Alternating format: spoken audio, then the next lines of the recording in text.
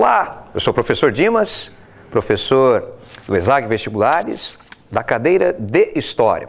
Hoje nós vamos falar sobre a independência das 13 colônias inglesas da América do Norte, mais conhecido esse processo como a independência dos Estados Unidos.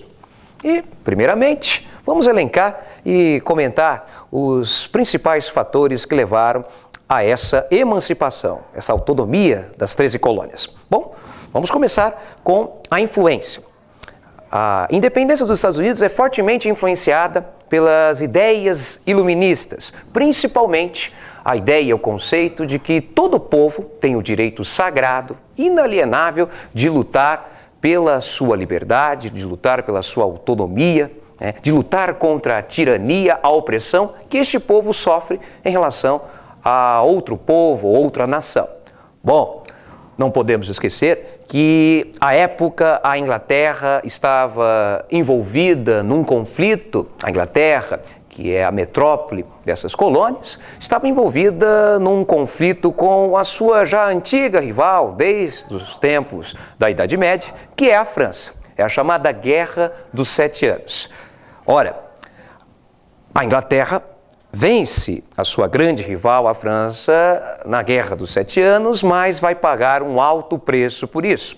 Vale lembrar que essa vitória ela só foi possível graças a elevados gastos militares, que, por sua vez, acabaram por promover uma certa crise econômica na metrópole inglesa. Ora, a solução encontrada pelo governo inglês para tentar diminuir os efeitos dessa crise econômica foi justamente adotar uma nova política colonial. Que política é essa? Uma nova política tributária, que consiste no aumento dos impostos, num recrudescimento, digamos assim, do controle dessas colônias para um aumento da receita real.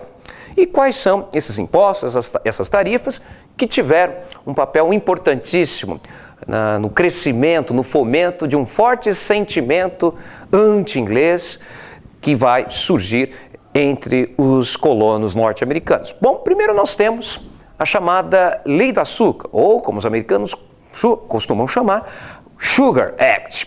O Sugar Act consiste na adoção de tributos, na criação de impostos sobre o comércio de açúcar ou melaço das colônias com territórios, colônias que não fossem, ou países que não fossem dominados pela Inglaterra ou que não fossem colônias inglesas, por exemplo, na região das Antilhas, no Caribe.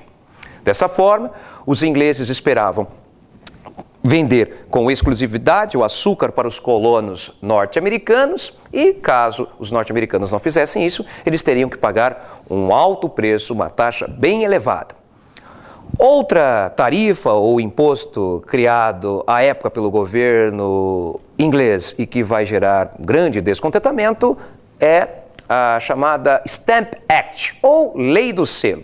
A Lei do Selo, que consiste no estabelecimento da obrigatoriedade da aquisição de um selo para ser colocado em qualquer tipo de publicação ou material impresso que circulasse nas 13 colônias. Ou seja, qualquer publicação, material, livros, revistas, jornais e até mesmo baralho, se essa circulação ocorresse, ela deveria ocorrer somente mediante a colocação desse selo que era vendido por um alto valor pelas autoridades metropolitanas inglesas.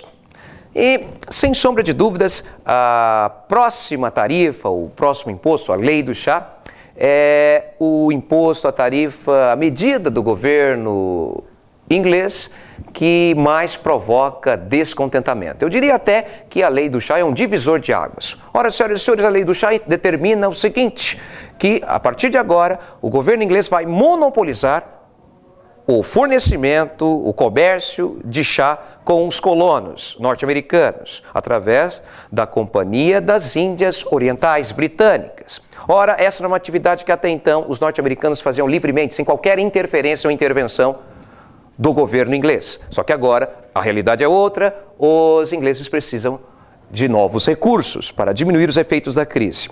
Ora, vale lembrar que os colonos da região de Massachusetts, principalmente da capital, Boston, já realizavam essa atividade há muito tempo, sem qualquer tipo de interferência do governo inglês. E agora não tinham mais essa possibilidade. Estavam insatisfeitos e resolveram reagir. De que forma?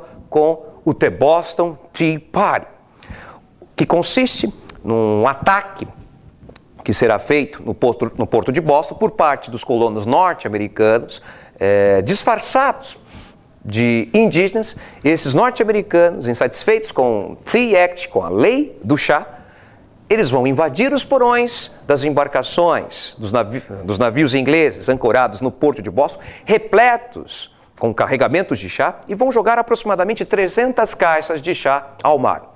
Ora, a notícia dessa reação intempestiva dos colonos norte-americanos ao Tea Act não tardou a chegar aos ouvidos da coroa, do governo inglês, do parlamento inglês, que reagiu, que tomou medidas repressoras, como foi o caso das leis intoleráveis. Leis intoleráveis, né, que são conhecidas dessa forma porque provocaram um forte sentimento de insatisfação dos norte-americanos em relação ao que estava acontecendo, a chamada nova política colonial inglesa.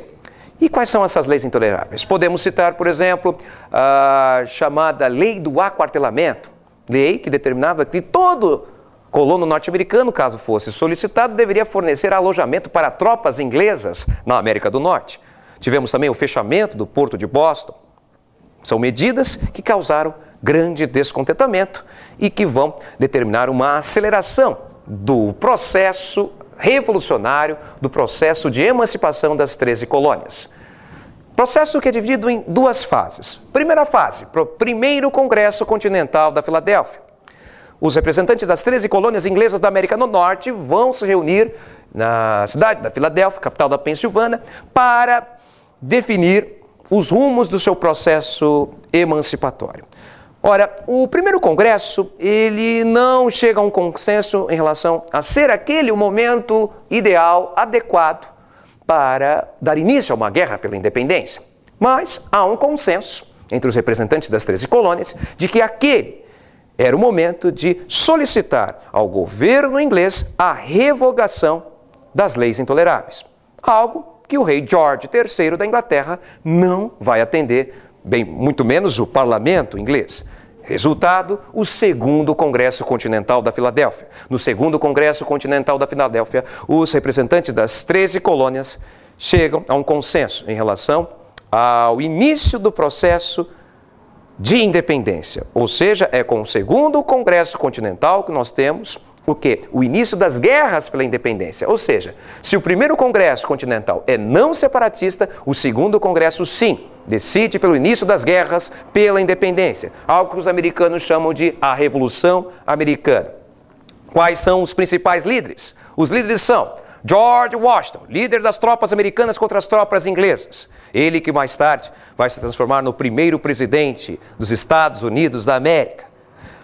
Outro líder importante é Thomas Jefferson, o redator da histórica Declaração de Independência dos Estados Unidos da América, do dia 4 de julho de 1776, conhecido como Independence Day.